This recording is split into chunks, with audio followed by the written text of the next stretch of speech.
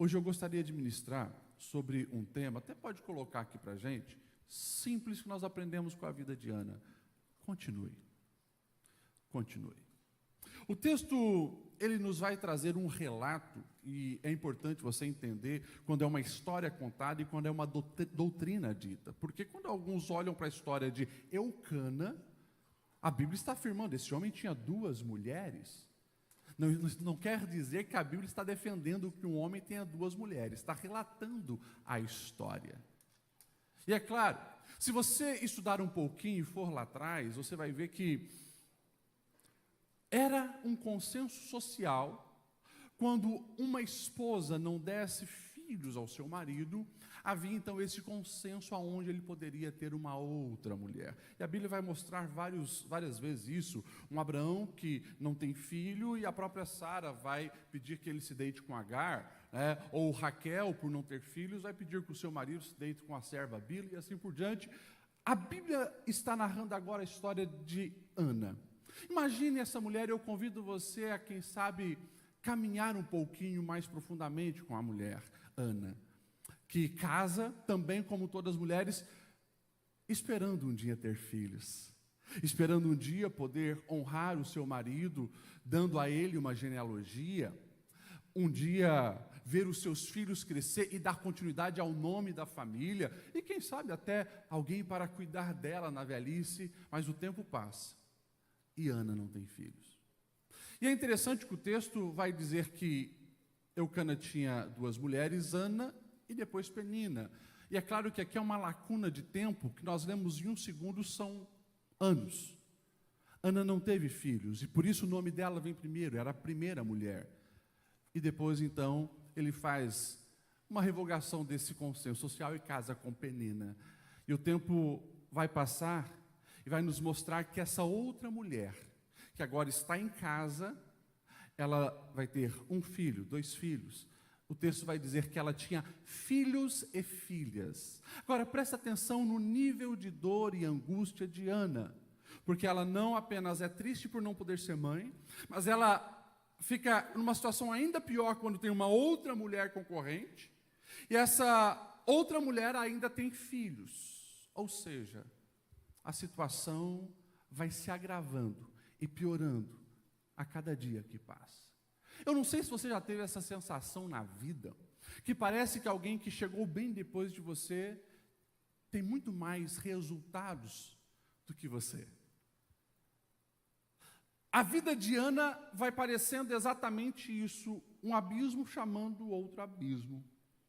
Mas sabe o que eu aprendo quando eu olho para esse começo da vida de Ana? Eu aprendo que nós devemos continuar, porque por mais que a vida vai doendo em algumas etapas, essa dor não é o fim da nossa história. Amém ou não amém? Você pode falar para quem está do seu lado o seguinte: olha, está difícil? Calma, ainda não é o fim. Continue. E o texto vai nos dizer que essa mulher, que está agora casada também com Eucana, ela é uma mulher com um coração muito duro, porque ela poderia estar contente e feliz com os seus filhos, mas ao ver a esterilidade de Ana, ela ainda faz questão de humilhar, provocar, zombar e irritar Ana. O texto no verso 6 vai dizer o seguinte: sua rival provocava continuadamente, ou seja, não era uma zombaria esporádica, mas aquela mulher constantemente estava ali provocando Ana. Eu sempre digo, né? As mulheres, elas têm um poder de multiplicar tudo aquilo que a alma delas alimenta e gera.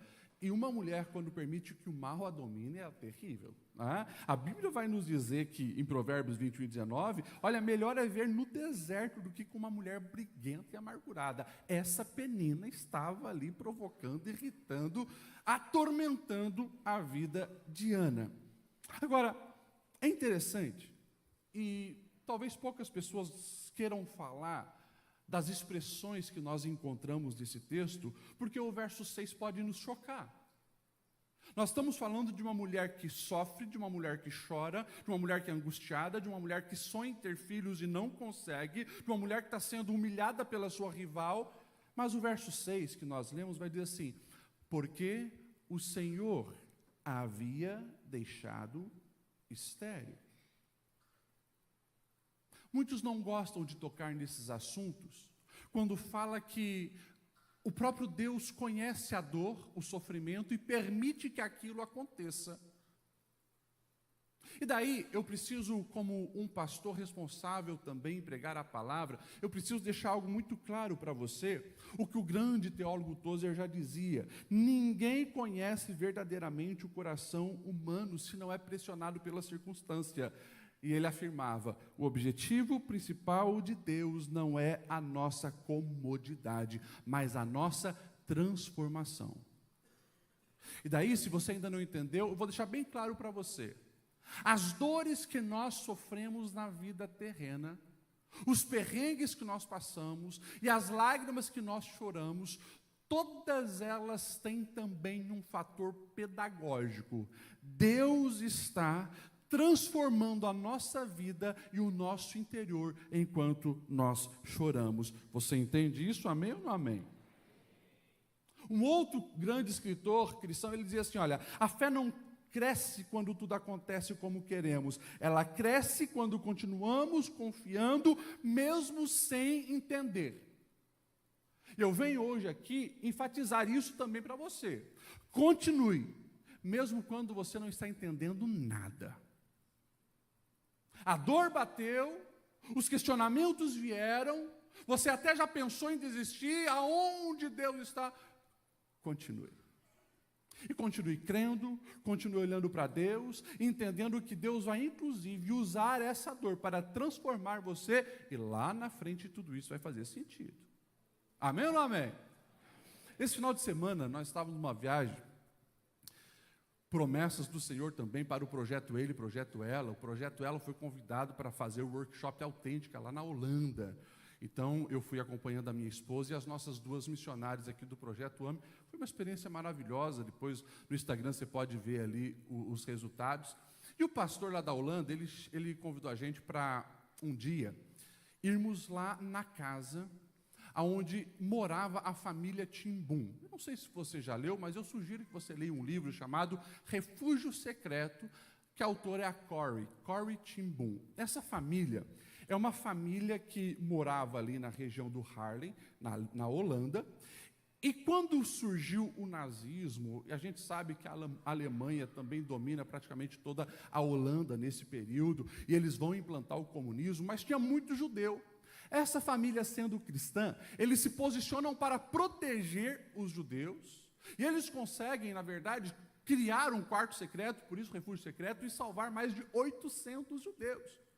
Porém, os nazistas descobrem que aquela família cristã, naquela casa que ficava em cima da relojoaria, estava escondendo judeus, e eles também são presos, capturados e levados para o campo de concentração. Interessante que elas eram duas irmãs, a Corrie e a Betsy. A Betsy, de acordo com o livro da Corrie, era muito mais crente. E ela tinha um nível de maturidade aonde ela conseguia ver o agir de Deus também nos meios das dores.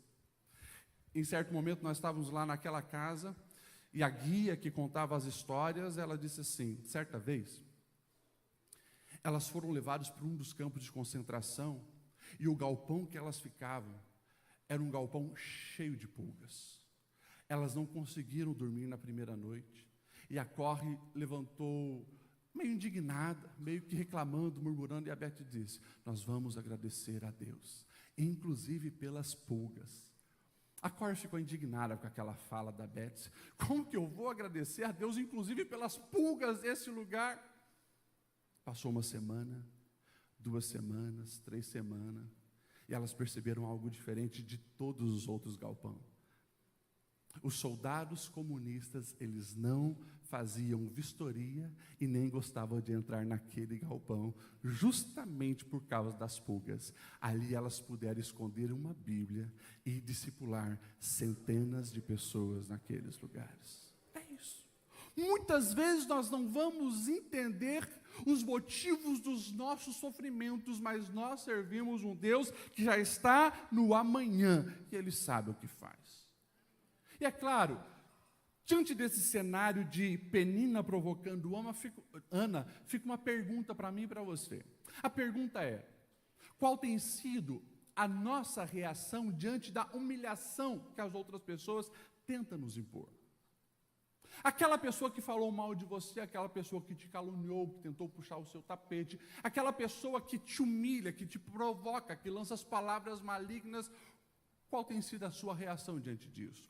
Pelo texto nós vamos ver que Ana começa a pegar todas as pedras que lançaram contra ela para construir um altar de oração ao seu Deus. Então pode ter uma certeza, se a humilhação hoje está sendo grande, você precisa perseverar e continuar até que também a honra seja grande sobre a sua vida, porque Deus honra aqueles que permanecem na sua presença. Amém ou não amém?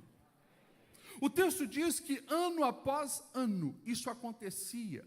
E se você observar, eu acho interessantíssimo o próprio verso 7, que diz: isso acontecia ano após ano, sempre que Ana subia à casa do Senhor, sua rival provocava e ela chorava e não comia. Não é por acaso que a rival parece que, quando via Ana subindo para a oração, ela gostava de provocar ainda mais. O nosso adversário, ele sabe, escute bem o que eu vou dizer, ele sabe que você na presença de Deus está muito mais perto do milagre acontecer. É por isso que quando tem um posicionamento de um crente dizendo: eu vou levar muito a sério o meu jejum, eu vou levar a sério o meu momento de oração, eu vou levar a sério a campanha que eu estou fazendo, eu vou levar a sério o meu relacionamento com Deus, pode ter certeza que o diabo e os demônios vão enviar os seus anjos para tentar ali te provocar ainda mais, tirar a tua fé. Quantas vezes eu ouvi relato de irmãos que afirmavam: pastor Lediel, parece que na quinta-feira, quando eu estou em campanha, parece que no mundo espiritual há uma reviravolta. Parece que é naquele dia que o carro dá problema, é naquele dia que o meu patrão acordou com o pé esquerdo, é naquele dia que na minha família as coisas não estão bem, parece que naquele dia as coisas estão mais complicadas. O demônio sabe que aqui você recebe a sua força, e aqui você está muito mais perto da bênção que Deus tem para você. Então não desanima, continue, persevere. O texto vai dizer que certa vez, quando Ana estava lá, fazendo a sua oração em Siló, é curioso isso, porque o próprio sacerdote Eli, ele pensou que ela estivesse embriagada, está no verso 13 ali. E daí a gente começa a perceber que Ana era uma mulher muito incompreendida, porque ela tinha uma outra mulher na sua casa, que mesmo sendo mulher, não sentia a sua dor, porque tinha filhos, não era estéril, então não fazia ideia, inclusive a provocava. O marido não compreendia totalmente a totalidade, ou seja, a dimensão da sua dor, porque o próprio Eucana chegava para Ana e dizia: mulher, por que você chora tanto? Eu sou para você melhor do que 10 filhos, e de fato era um bom marido, só que o marido não consegue ocupar o lugar de um filho. O marido não consegue suprir a necessidade materna do coração da esposa. Essa é a realidade. E ele insistia nisso, mas não compreendia plenamente ela. E quando ela está diante do Senhor e ela chorava amargamente, o sacerdote ali, que já estava longe e as suas vistas já não eram muito boas, pensou que ela estivesse embriagada e ainda diga para: ô mulher, essa hora você já está assim? Mas sabe o que me chama a atenção? Ana, ela continua a sua jornada diante de Deus, mesmo quando ela não é compreendida. Você não vê ela fazendo um barraco, brigando com Penina. Ah, é assim? Então, não. Ela não quebra o barraco. Você não vê ela desonrando o seu marido ou desrespeitando o sacerdote. Porque Ana, ela entende uma coisa muito importante. Ela não quer perder a sua bênção pela incompreensão das outras pessoas. Escute o que Deus está te falando nesta noite. Quem não sente a sua dor, raramente vai compreender também a dimensão disso que te aflige. O problema é que nós, que estamos sentindo, colocamos uma expectativa tão grande na reação do outro, que a gente espera que ele possa sentir o que eu estou sentindo, e isso não vai acontecer. Talvez alguém que passou pela mesma dor possa entender um pouco o teu sofrimento, mas o sofrimento que você vive, quem sabe é você. Agora, Deus é aquele que conhece todas as coisas. E a gente percebe que Ana, na sua maturidade, ela não vai perder a bênção pela incompreensão dos outros, mas ela vai chorar para quem pode ajudar.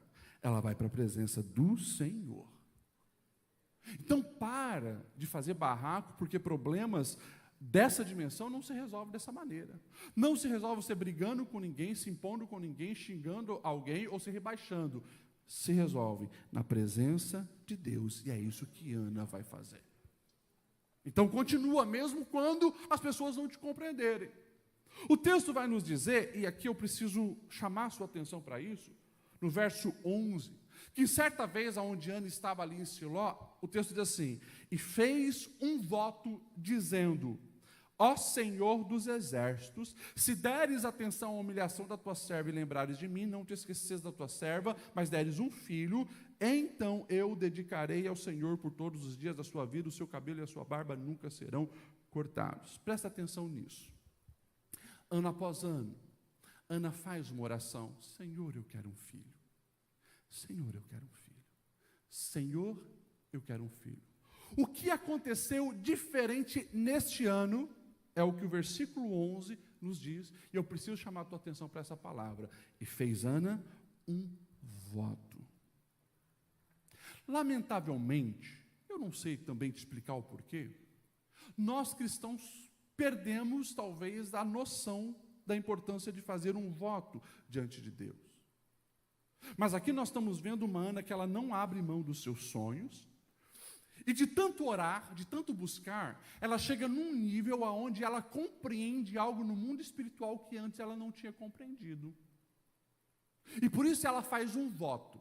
Pastor Lediel, o que é voto? Eu vou dizer para você o que é voto. O voto é uma declaração solene feita diante de Deus envolvendo compromisso, consagração, dependência e responsabilidade espiritual. Eu fui para a Bíblia procurar o que é essa palavra, tanto no Antigo quanto no Novo Testamento. No Antigo Testamento, a expressão é neder, assumir uma obrigação voluntária diante do Senhor. No Novo Testamento, essa expressão é euque. O voto é uma oração que gera compromisso. Se você for para a Bíblia, você vai ver vários e vários versículos falando sobre voto.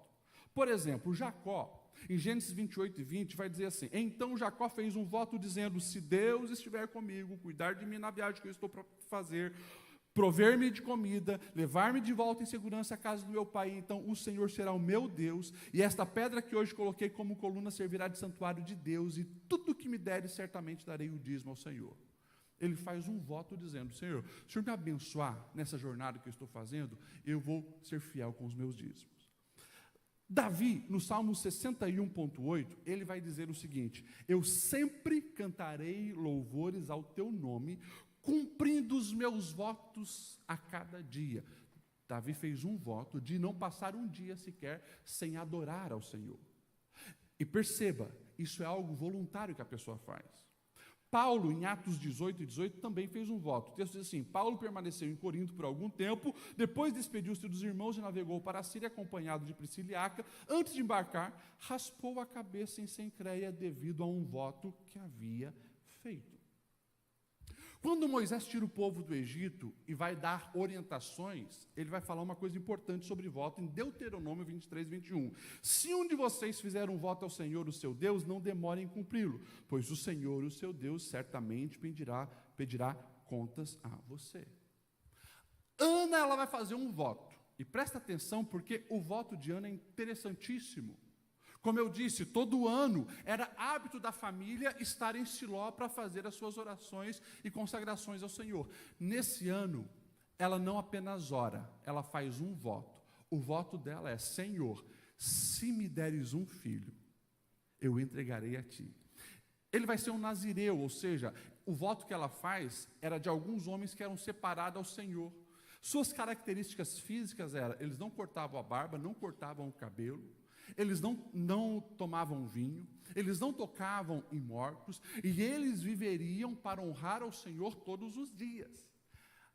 Ana entendeu uma coisa: enquanto ela orava apenas pedindo um filho, era ela que estava sendo, digamos assim, agraciada. Mas as lágrimas dela, a dor de Ana, a humilhação da rival, levaram Ana para uma dimensão de oração, onde ela começa a entender os projetos de Deus. E é aí que eu quero chegar. Como diz o pastor Cleide, já cheguei. Eu já cheguei aonde? Você precisa entender isso. As dores e as lágrimas nos fazem orar. E quanto nós mais oramos e pedimos coisas ao Senhor, estamos na presença do Senhor, nós começamos a entender também o coração de Deus. Porque olha só, Deus está do outro lado aqui, dizendo, eu preciso de um novo juiz, eu preciso de um sacerdote, eu preciso de um profeta. Porque se você vê o contexto, os filhos de Eli eram corruptos, e eles dariam continuidade ao sacerdote. Então, Ana está aqui pedindo um filho, e o Senhor está aqui dizendo, eu preciso de um sacerdote, de um juiz, eu preciso de um profeta novo. Quanto mais Ana ora, mais ela se aproxima de Deus, até o dia aonde ela entendeu, e ela diz, eu vou fazer um voto. Senhor, se me deres um filho, eu já entendi, não é para mim, esse filho é para ti. Pastor Lediel, o que isso tem a ver comigo? Tudo.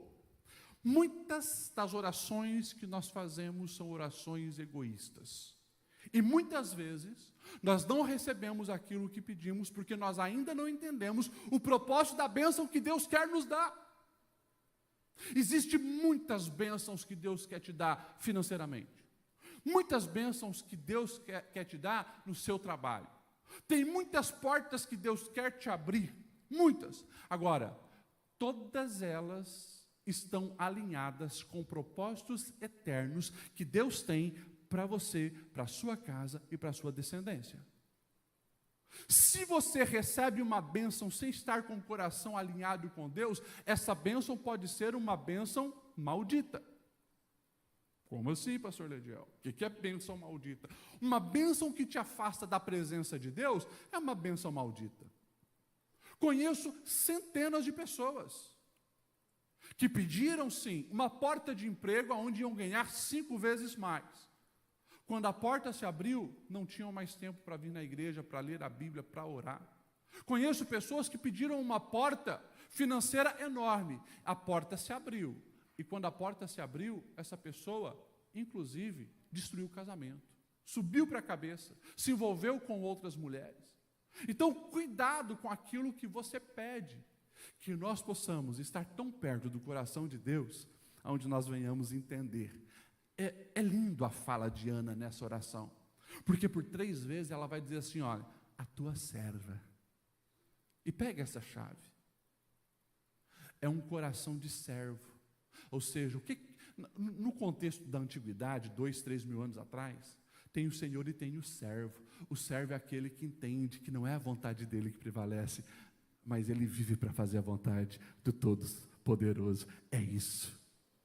Que a tua oração seja essa, Senhor, eu sou tua serva, eu sou teu servo, a bênção que eu receber, eu já entendi, não é para mim sair dando carteirada em ninguém, é para a glória do seu nome. Eu quero desafiar você também, aprenda como Ana, a fazer votos, mas leve a sério o seu voto, não faça um voto por impulso ou porque alguém fez, ouse fazer um voto diante do Senhor. Eu me lembro do testemunho do pastor Cleito, a Pátia era estéril, fez um voto diante do Senhor, a gente vê a Manuzinha correndo por aqui, é isso, algo que é voluntário do teu coração ao coração de Deus, mas honre isso. Vamos caminhar para o final. Ele respondeu, verso 17, vai em paz, que o Deus de Israel conceda o que você pediu. Verso 18, e ela disse, eu espero que o Senhor seja benevolente com a tua serva. Então seguiu o seu caminho, comeu, e o seu rosto já não estava mais abatido. Ela continuou com fé. O rosto não estar abatido revela que a palavra que foi declarada sobre ela, ela recebeu. Esse dia foi diferente, porque antes ela chorava, ela não comia, ela não estava bem. Mas quando ela recebe uma palavra de Deus, ela guarda aquilo no coração com fé. E por fim, verso 20, assim Ana engravidou e no devido tempo deu à luz um filho e deu o nome de Samuel, dizendo, eu pedi ao Senhor. Essa gestação foi uma gestação diferente. A barriga crescia e Ana celebrava o Senhor. O milagre dela chegou. Todos os dias, eu imagino ela olhava para aquele menino. É um memorial de que o Senhor, Ele muda as situações. Ele transforma o impossível em possível. o que a gente precisa fazer? Continuar naquilo que o Senhor nos chama para fazer. Estar na sua presença com o coração aberto. Se você pegar a história de Samuel, você vai ver que esse foi o homem que encerrou a época dos juízes. Ele vai iniciar a época dos reis, ele vai ungir Saul, é ele quem vai ungir Davi, é ele quem vai liderar um avivamento onde o Senhor, ele de fato é honrado na nação de Israel. Samuel. Se você procurar na Bíblia, você não vai encontrar nenhum nome dos filhos de Penina, aquela que zombava. Porque quem tem um posicionamento de arrogância, soberba, desprezo pelo outro, é abatido. Agora, aquele que se humilha na presença do Senhor, esse é honrado. Que você possa, diante do Senhor, dizer: entendi o recado, Senhor. Eu vou continuar na tua presença até receber aquilo que o Senhor tem para mim.